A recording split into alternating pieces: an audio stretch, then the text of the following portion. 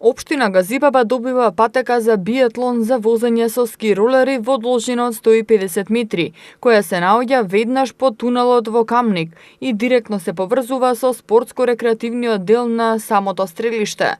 Градоначалникот на општина Газибаба Борис Георгиевски денес како посети стрелиштето и истакна дека оваа патека е единствена не само на територија на Газибаба, туку и во цела Македонија. Патеката, додаде Георгиевски, ќе служи за тренинг на биатлонците пред европските и светски надпревари во летниот период. Ќе нема да имаат потреба своите подготовки да ги вршат во странство, кои досега дополнително им одземало енергија и средства туку во општината каде се наоѓаат и нивниот клубски рис.